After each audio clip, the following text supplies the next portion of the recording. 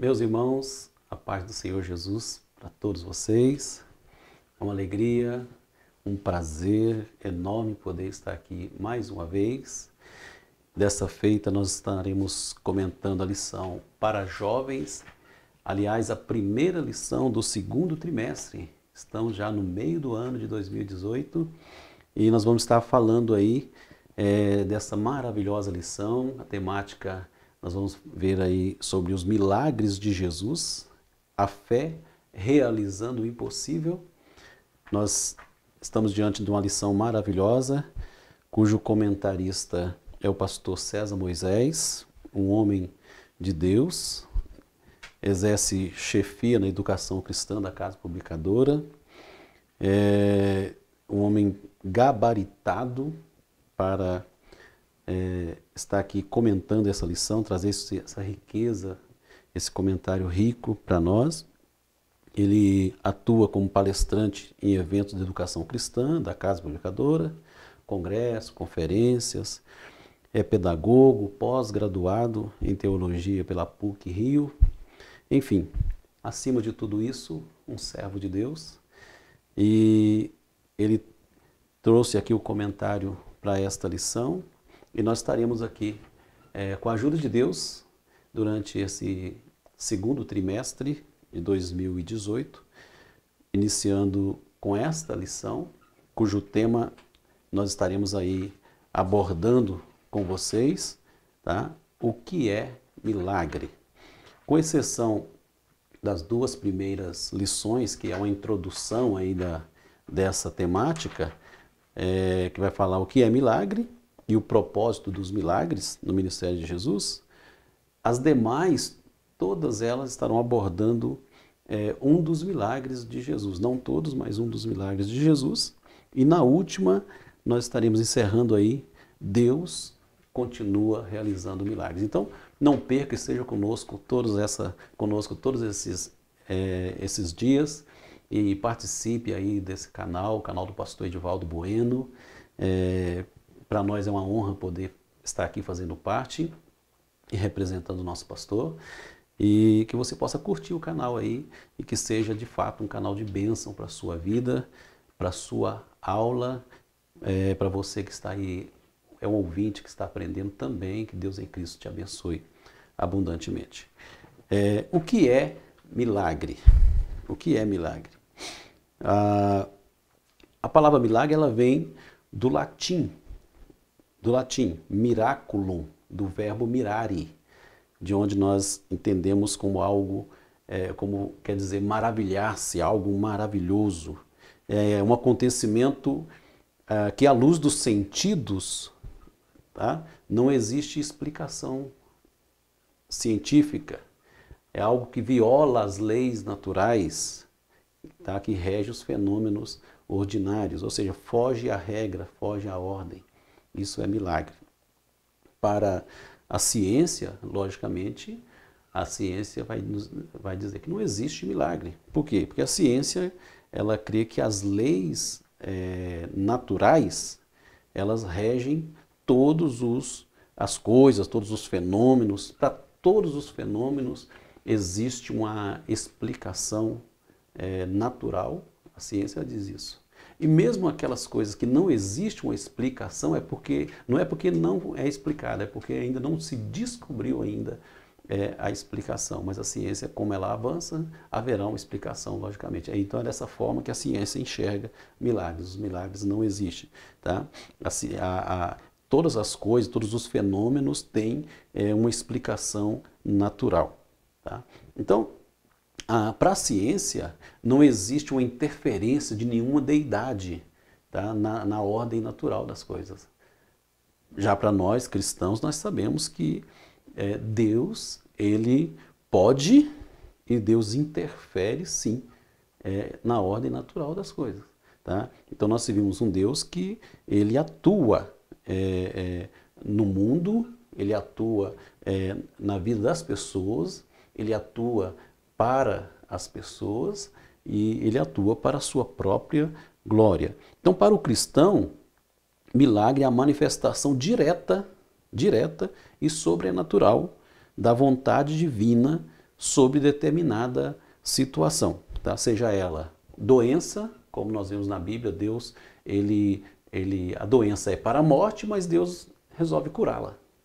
Mesmo diagnosticada como para a morte, mas Deus vai lá e interfere. E Deus cura, mesmo na doença, mesmo na natureza, né? Nós temos exemplo bíblico. Jesus passou por uma figueira e ela estava verde, bonita, só não tinha fruto. Então ela não tinha nada nela que diria que ela iria morrer. Mas Jesus falou para ela, você vai morrer. Secou. No outro dia ela estava seca. Jesus, certa feita, os ventos e o mar estavam agitados e Jesus disse, aquieta-te mar, aquieta-te vento. E houve bonança. Jesus interferindo na natureza. Tá? Como Deus, ele tem esse poder. Então é uma manifestação direta e sobrenatural do poder de Deus, da vontade divina sobre determinada situação, seja doença, seja a natureza, seja no nascimento. O nascimento de Jesus é algo sobrenatural, não há explicação. É um dos maiores milagres, né? É um dos maiores milagres que a Bíblia vai nos mostrar. O nascimento de Jesus, o nascimento virginal de Jesus. Não há nenhuma explicação. Não há uma virgem conceber. Mas foi isso que aconteceu, de fato. Tá? E o cristão, um dos maiores milagres que a igreja cristã prega é a transformação, a regeneração, a salvação do pecador. Tá? Mas o nascimento de Jesus, nós vimos um grande milagre. Então, é a interferência, é a manifestação direta da vontade de Deus na doença, na natureza, no nascimento. Quantas pessoas não podiam ter filhos, por exemplo? Na Bíblia, por exemplo, tem o caso de Isaac, o caso de Samuel e tantos outros, né? Que havia ali claramente a esterilidade. Mas Deus resolveu agir nisso e nasceu criança.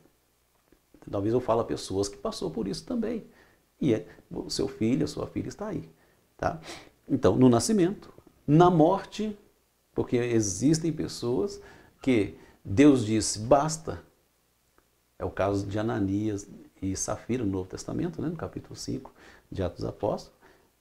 Pedro diz, porque eles tentaram ali mentir para Deus. E como aquela ação que estava acontecendo na igreja primitiva naqueles dias era uma ação do Espírito Santo, e eles se acharam lutando contra essa ação, Deus tirou a vida deles ali, um após o outro. Então Deus interfere também nessa questão da vida.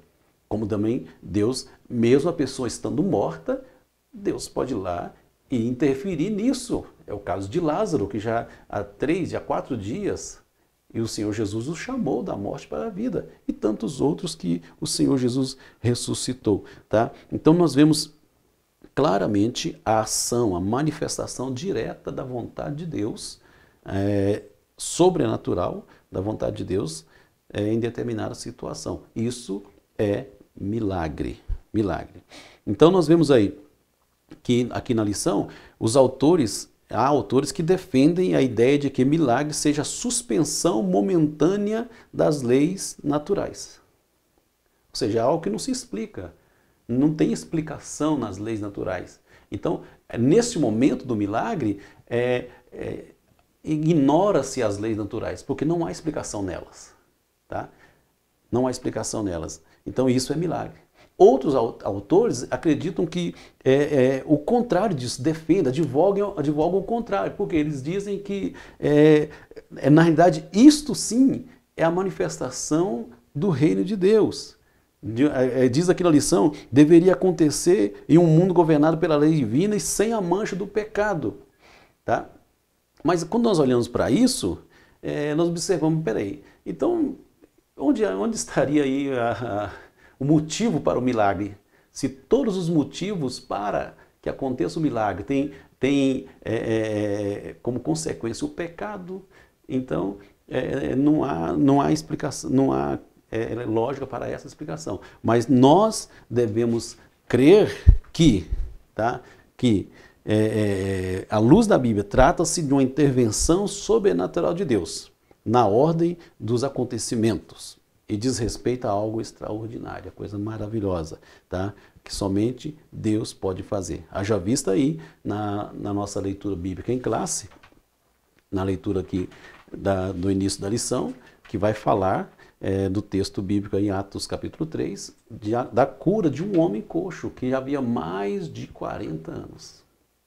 Tá? Então notem, mais de 40 anos tinha esse homem, e era notório para todos que ele era um homem que tinha esse problema, ele era um paralítico, tá? E ele foi curado, e isso é coisa maravilhosa. Tá? Então, caminhando um pouquinho aí, nós vamos ver que existe aí uma função do milagre. A função do milagre, ou seja, o propósito do milagre. Porque nós servimos um Deus que não faz nada sem ter um propósito. Deus não faz nada por acaso. Todas as coisas feitas por Deus têm um propósito. Tá? Então, quando nós vemos aí o propósito de Deus, primeira coisa, nós vemos aí que tudo que Deus faz para a sua glória, para o seu poder. Deus faz isso para... no segundo subtópico aí, vai mostrar aí 2 textos. Um está em Lucas capítulo 3, versículo 10 ao 17, tá? E outro vai estar em Tiago capítulo 1, versículo 17, tá? Como Isaías 42 e 8 também. Tudo que Deus faz para a sua glória, tá? Então nós vemos aí, Lucas capítulo 13, vai falar de uma mulher que andava encurvada há mais de 18 anos. 18 anos. E o Senhor Jesus olhou para ela e teve misericórdia dela. Jesus chamou ela e disse, mulher, seja curada. Porque ele viu aquela mulher, a situação penosa dela. E Jesus socorreu aquela mulher. Então nós vemos aí um propósito do milagre. Socorrer o homem. O socorro do Senhor para o homem. Segundo propósito, nós vamos ver aí, que nós vemos João, por exemplo, capítulo 9, versículo 3, tá? Quando Jesus ele olha para um cego, os discípulos perguntam, Senhor, por que ele está cego? É seus pais que pecaram ou foi ele mesmo? Não. Capítulo 9, versículo 3 do Evangelho de João. Foi para que nele se manifestasse o poder, as obras, para que nele se manifestasse a glória de Deus. Então, o milagre ele vem com essa função, glorificar a Deus e socorrer os homens. Tá? Agora, nós vamos ver também que há a imprevisibilidade como característica do milagre. Muitas pessoas falam de milagre, tratam o milagre de forma agendada. Eu me lembro de um grupo de cristãos que eles anunciavam os trabalhos da sua igreja e eles garantiam no aparelho de som o milagre para as pessoas que supostamente iriam naquela reunião, e naquela data e horário, que ali aconteceria o milagre. Estava deixando marcado, deixando datado, estava deixando agendado o milagre, como se o milagre fosse previsível. O milagre não dá para tratá-lo dessa forma. Por quê?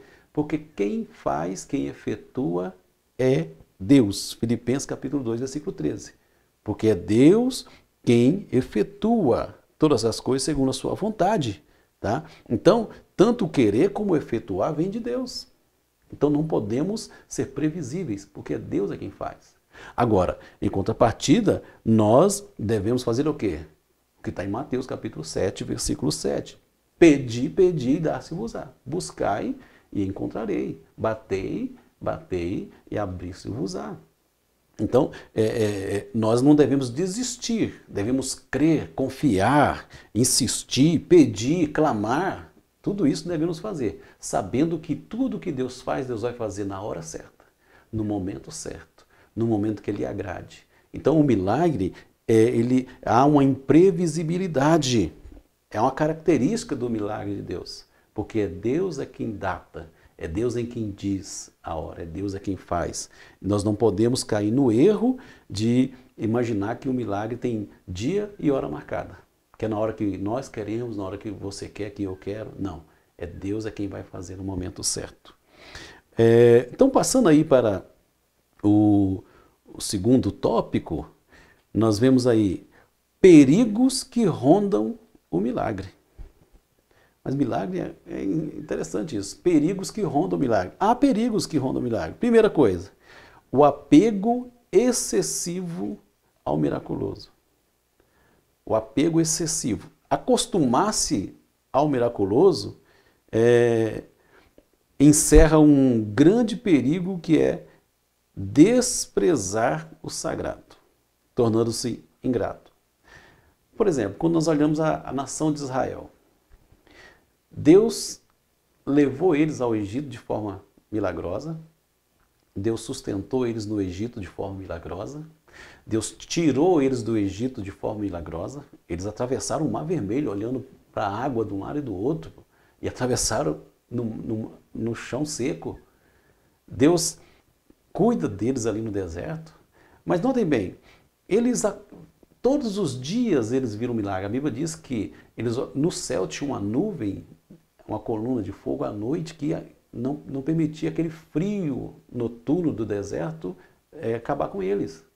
E durante o dia, aquela nuvem não era de fogo, ela fazia sombra para eles, para proteger eles do calor do deserto, do calor do dia do deserto. Então, vejam bem, eles viam milagres todos os dias, diariamente. E eles acabaram em desprezar o sagrado. Eles trataram aquele pão do céu, que era coisa milagre. Já viu o pão do céu? É milagre. É impossível descer pão do céu, mas Deus fez. Milagre. E eles chegaram ao ponto de chamar de pão vil. Então há pessoas, eles acabaram de ver, eles tomaram água que saiu da rocha no deserto.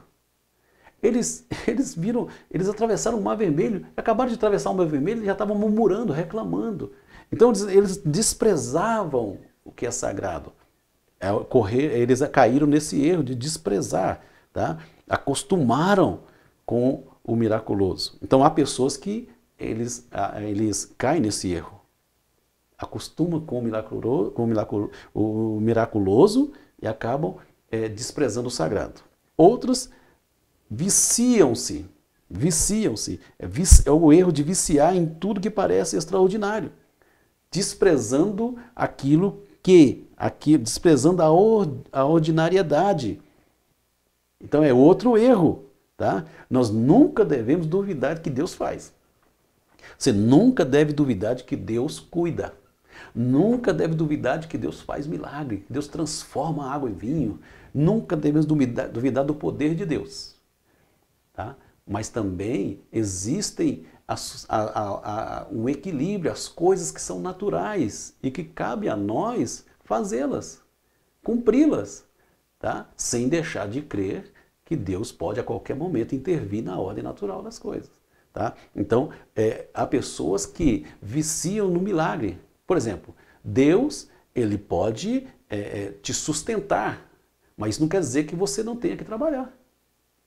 Deus, ele pode mandar alguém com a compra de um ano na sua porta, mas não quer dizer que você não tenha que procurar, preencher um currículo e trabalhar, aquela coisa toda. Então, mas há pessoas que, baseado nisso, ficam em casa, deitado, esperando o milagre de Deus.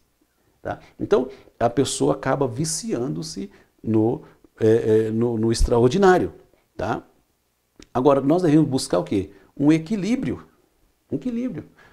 Nós temos aquela tendência da polarização, ou está lá em cima ou lá embaixo, né, nos gráficos. Né? Ou a tendência de crer e viciar-se no milagre, ou desprezar, né? Desprezar e não crer. Então nós temos aquela tendência, tá?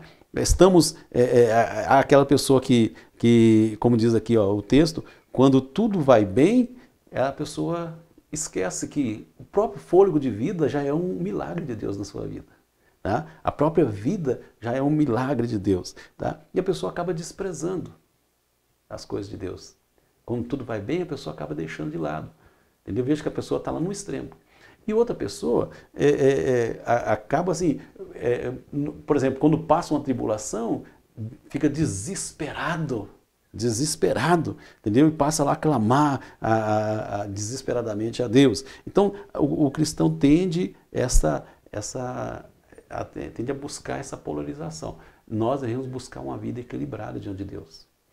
Tá? Não deixarmos de crer no milagre, no poder de Deus. Que Deus ele é poderoso para intervir e Deus é poderoso para nos socorrer nos momentos que nós naturalmente não conseguimos aquilo que nós necessitamos. Amém? Outra coisa importante aí nesse segundo tópico, falando do perigo que ronda o milagre, é a idolatria popular em relação a quem foi o canal divino. É comum nós vermos, principalmente em mídias, tanto televisíveis, rádio, etc., né? Pessoas que são idolatradas porque elas foram um canal de milagre para outras. Então as pessoas acabam associando o milagre com aquela pessoa, com aquele personagem, com aquela personagem. Tá? E isso é um erro à luz da Bíblia. Os grandes homens e mulheres de Deus que foram instrumento de Deus para que o milagre acontecesse, o milagre de Deus, o único que pode fazer milagre é Deus. Então, aquelas pessoas a qual Deus usou para que o milagre fosse feito, todas elas transmitiram a glória para Deus. Por quê? Elas entendiam e elas sabiam que quem efetuou o milagre foi Deus. E elas só foram o canal. Nós temos o exemplo de José. Qual a palavra de José para Faraó? Tá? O meu Deus é quem vai te dar a resposta. A resposta não é minha, a resposta é de Deus. Nós temos exemplo de tantos outros, o caso de Pedro. Tá? O capítulo 3 aqui fala da cura do coxo. Mas no capítulo 4, Pedro ele vai mostrar lá, a Bíblia vai dizer lá que aqueles homens estavam olhando para Pedro. Estavam atônitos olhando para Pedro. E Pedro diz, por que vocês estão olhando para nós? Como que se de nós saísse alguma virtude. Tá? Eles olhavam para Pedro e ficavam, capítulo 4, né? Isso mesmo, e como se deles, de Pedro e João, estivesse saindo alguma virtude. Mas Pedro e João dizem, olha, é o Senhor Jesus quem fez isso. Então Pedro transmitia. O mesmo aconteceu com Paulo. A Bíblia vai dizer em Atos 19, versículo 11, que o Senhor fez coisas maravilhosas através de Paulo. Até os lenços de Paulo que eram levados, Deus fazia milagre através deles. Mas em nenhum momento Paulo ele chamou para si, ele buscou essa glória. Pelo contrário, ele mostrou e ele pregou, ele falou que o Senhor Jesus é quem faz, é quem efetua, tanto querer como efetuar. Tá? Isso é Deus, é para Deus, toda a honra, toda a glória é para Deus. Então, há um perigo aí, tá, que ronda o milagre. E nós vemos aí que a primeira coisa é o apego excessivo ao miraculoso. Segunda coisa, a idolatria em relação a quem foi o canal divino.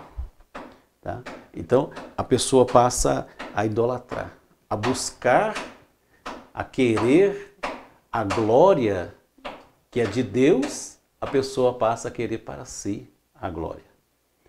Então, há um grande perigo nisso. Tá? Nós temos o exemplo de o Naamã, quando ele foi curado, tá? E Naamã, quando foi curado, diz a Bíblia que a Bíblia fala que Naamã ele quis pagar, ele quis dar um presente, né? Ele quis dar um presente à pessoa que tinha feito, no caso Eliseu, né? Mas aí o que aconteceu? Naamã, ele ouve Eliseu, não, você não precisa me pagar por isso, porque não foi eu que fiz. Quem fez foi Deus que fez isso. Então, você não tem que pagar por isso, por esse benefício que você recebeu. Naamã vai embora e Geazi, então, vai em busca do valor, do prêmio pelo milagre que Deus tinha feito. Então, nós vimos ali que como se o milagre fosse algo que se comprasse, como se o milagre fosse algo que partisse de Eliseu, então Eliseu tinha que receber algo. Não, a glória, o pagamento pelo milagre, toda é de Deus. A glória é para Deus. Então, só Deus é quem pode receber pelo aquilo que Ele mesmo faz. Toda honra, toda glória pertence a Deus. Tá? Então, nós vemos esse exemplo aí. Tá? E tem outros exemplos na Bíblia, entendeu? No caso do capítulo 4, que diz aqui, capítulo 4 de Daniel, a falar de Nabucodonosor. Nabucodonosor, ele chegou um certo momento que ele subiu no terraço e olhou para todo aquele reino e disse, tudo isso foi fruto do meu esforço, do meu trabalho, e esqueceu de dar glória a Deus. Ele foi comer capim. Por quê? Porque ele pegou para si a glória que não é dele. Tá? Então, esse é um dos perigos que ronda o milagre. Tá? A idolatria popular em relação a quem foi o canal divino. Nunca devemos olhar para uma pessoa e dizer, olha, essa pessoa, eu vou pedir para ela, porque através dela eu recebo milagre, como se dela saísse o milagre. O milagre sai única e exclusivamente de Deus. Deus usa pessoas, usa servos e servas, mas não são elas que devem receber a glória. A glória somente a Deus. Tá? Outro perigo é o perigo do descompromisso. Entre os grandes ensinamentos do monte, o mestre chama atenção ao proferir que muitos me dirão naquele dia, Senhor, Senhor, não profetizamos nós no teu nome? Em teu nome não expulsamos demônio? Em teu nome não fizemos muitas maravilhas? Olha aí, milagres entra aí. Muitos. Só que essas pessoas, Jesus diz, apartai-vos de mim, porque eu não vos conheço. Então são pessoas descompromissadas com o Senhor. Elas estão envolvidas naquilo que diz respeito ao Evangelho, inclusive milagres. Elas buscam o milagre de Jesus, mas não têm compromisso com Jesus. Elas buscam realizar as obras de Jesus, tá? Sem ter compromisso com Ele. Então Jesus diz, apartai-me, porque eu não vos conheço. Tá? Eu conheço as minhas ovelhas. As ovelhas de Jesus seguem Jesus. Essas pessoas descompromissadas com Jesus, elas não seguem Jesus. Elas querem usufruir, querem ser beneficiadas do Evangelho, mas não querem compromisso com o Evangelho. Então é um perigo que ronda o milagre. Existem pessoas que andam muito, quilômetros, em busca de milagres, mas essas pessoas não fazem o mesmo para ir ao encontro de Jesus na sua vida. Pessoas que enchem muitos templos, muitas reuniões em busca de milagres, mas elas não querem compromisso com o Jesus dos milagres. É um perigo que ronda o milagre, o descompromisso. A pessoa quer a solução, mas não quer compromisso com o dono do milagre. Então, passando aí para o terceiro tópico, tá? É o último tópico aí da nossa lição, o contraste da religiosidade com a palavra do Evangelho. O contraste que há da religiosidade com a palavra do Evangelho. O coxo ficava à porta formosa do templo, notem isso. Tá? A religiosidade é própria em premiar aparências e desconsiderar o principal. Tá? Aquele homem, ele era levado à porta do templo, chamada Formosa, aquela porta que tinha ouro, aquela coisa toda. Ele era levado ali, diz o texto muito claro, que ele era levado lá, no Atos capítulo 3, a hora da oração. Mas ele não era levado lá para receber a oração. Nota que contraste que há. Ele era levado à hora da oração, mas não para receber a oração. Não para que se clamasse a Deus por ele. Ele era levado à hora da oração, para quê? Para que as pessoas que estavam indo orar pudessem olhar para ele, ter pena dele, entendeu? E notem que esse homem tinha mais de 40 anos, o capítulo 4 vai dizer isso, tá? E há muito tempo ele estava ali.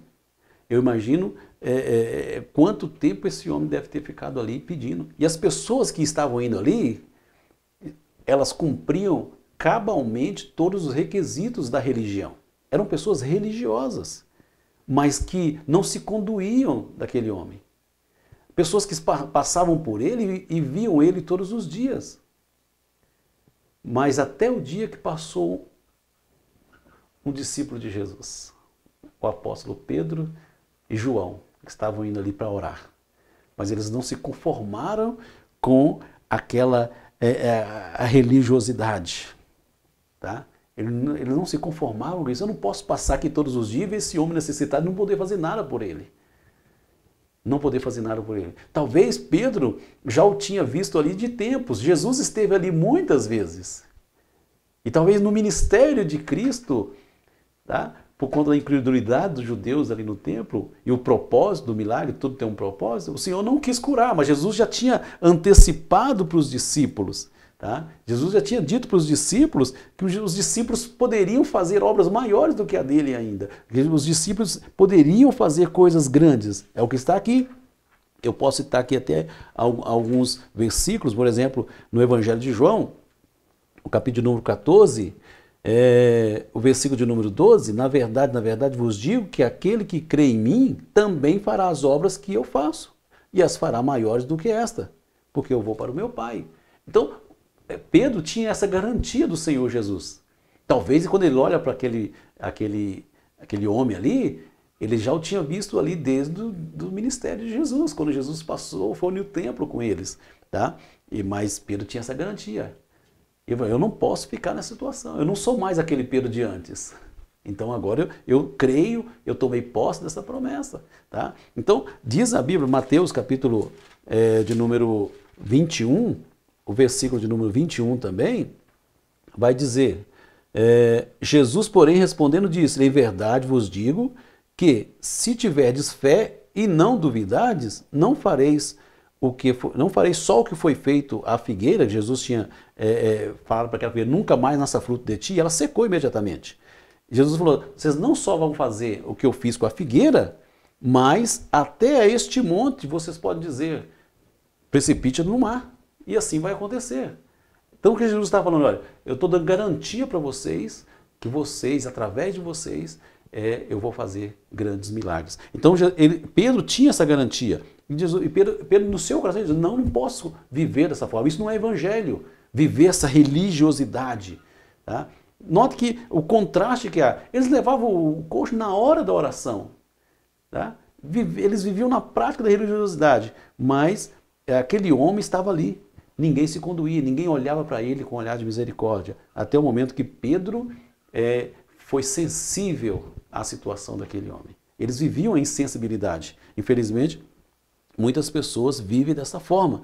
Mas o Evangelho, ele nos comove. O Evangelho nos faz olhar para a situação das pessoas. Jesus, ele olhava para as pessoas e tinha misericórdia, ele tinha compaixão, e por conta disso ele realizou muitos milagres. Que o Senhor possa também nos comover dessa forma, que nós possamos ser sensíveis e olhar para a necessidade das pessoas e clamarmos a Deus por elas. Amém? Fala também aí, falando aí do contraste da religiosidade com a palavra do Evangelho, a cura do homem e o exemplo de Pedro e João. Tá? Nós vemos exatamente isso aí. Um homem que já mais de 40 anos, tá? Esses homens que eram homens humildes, tá? Homens humildes, que passando por ali, entendeu? Ele diz, olha, nós não temos nem ouro nem prata. Você está pedindo ouro e prata aí, nós não temos. Mas o que nós temos, isso nós te damos. Nós temos milagre para você. Tá? Notem que eles não está aqui havendo um contraste entre o que nós já falamos aqui sobre a previsibilidade. Tá? Eles não estão ditando. É porque o Senhor já havia colocado isso no coração deles. Então eles estão falando ali em nome de Jesus. Então o que nós temos para você é milagre. Não temos dinheiro, não temos ouro, não temos prata, mas o que nós temos, isso nós te damos. Em nome de Jesus Cristo Nazareno, levanta-te e anda. Homens humildes, mas cheios da autoridade do Senhor. E aquele homem levantou à vista de todos, entrou no templo glorificando a Deus com eles, e então entra aí o propósito do milagre, glorificar a Deus. Por quê? toda aquela população que estava ali com os olhos fitos, ouvidos atentos ao sacerdote, ao sumo sacerdote, se voltaram agora para Pedro e João. Pedro e João. Então, eles então transferem a glória para o Senhor. E aí, abre aí a oportunidade, o milagre e a palavra do Evangelho. Infelizmente, muitas pessoas e muitas reuniões vivem em torno do milagre, e deixam Jesus de lado. Pedro e João e os apóstolos, a igreja primitiva, nunca fizeram isso. Os milagres sempre aconteceram. E a Bíblia vai dizer que Deus é o mesmo ontem, hoje e eternamente. Tá? É isso que nós vemos na palavra de Deus. Na carta aos Hebreus, capítulo de número 13, versículo 8, vai dizer que Deus é o mesmo. Ontem, é o mesmo Deus que operou isso aqui no capítulo 3. Ele é o mesmo ontem, ele é o mesmo hoje, ele faz milagre hoje e ele sempre será. Então o milagre não foi só para os dias de Jesus, porque o Deus é o mesmo que faz. Então, infelizmente, muitas pessoas hoje vivem em torno do milagre, mas deixam Jesus de lado. Então o Senhor, ele efetua milagre. Ele faz milagre. Se nós tivéssemos um canal de televisão que passasse só os milagres que acontecem em nossa igreja, Assembleia de Deus, Ministério do Belém, só o que acontece em nós teríamos milagre todos os dias para passar lá. Mas nós devemos tomar o devido cuidado e aproveitarmos as oportunidades como Pedro e João fez. Naquele momento em que as pessoas olhavam para eles, eles disseram, não olhe para nós como se de nós tivesse saído virtude, como fosse de nós, como fosse nós mesmos que fizemos isso. É o Senhor Jesus que vocês crucificaram. É na fé nele que esse homem está agora andando no meio de vocês. E ali eles começaram a pregar o Evangelho. Começaram a pregar o Evangelho. E todo aquele povo voltaram-se para eles, ouvindo o Evangelho. E isso mostra porque, lá no capítulo 4, vai mostrar o Sinédrio dando ordem de prisão para eles. A fúria do Sinédrio contra eles. Porque agora toda aquela população passou a ouvi-los, ouvir a pregação do Evangelho a partir daquele milagre. Tá? Então, o milagre deve ser utilizado para a mensagem salvadora de Jesus. É isso que nós devemos fazer. E não para que se ganhe dinheiro através dele. E não para que se ganhe número de pessoas através dele. Mas para que o Senhor Jesus possa ser anunciado. Para que a palavra da salvação possa ser anunciada, como os apóstolos fizeram. Todos os milagres que nós vemos no Novo Testamento, da parte de Jesus, da parte dos apóstolos, da parte da igreja, foram utilizados para que se pregasse a salvação através disso. O poder de Jesus, a glória de Jesus, o poder de Jesus para a salvação. Então, notem que através desse milagre, o número de salvos chegou a quase 5.000. Então, que o Senhor Jesus possa esclarecer melhor em nosso coração, que você possa continuar crendo no poder do Senhor para efetuar milagres, porque Ele faz, Ele fez, Ele faz e Ele fará. Tá? Que nós possamos ser um canal de bênção para que o Senhor continue efetuando milagres. Que você e eu possamos estar à disposição do Senhor para que Ele possa fazer milagres, tanto em nossa vida como através de nós, para a glória do Teu nome, para que mais pessoas creiam no Senhor Jesus e sejam salvas. Tá? Que Deus te abençoe, continue ligado aí conosco, junto, no canal do pastor Edivaldo Bueno, e para nós é sempre um prazer poder estar aqui falando a vocês. Curta o canal, que Deus em Cristo te abençoe e que você tenha uma boa primeira aula desse segundo trimestre. Deus em Cristo te abençoe.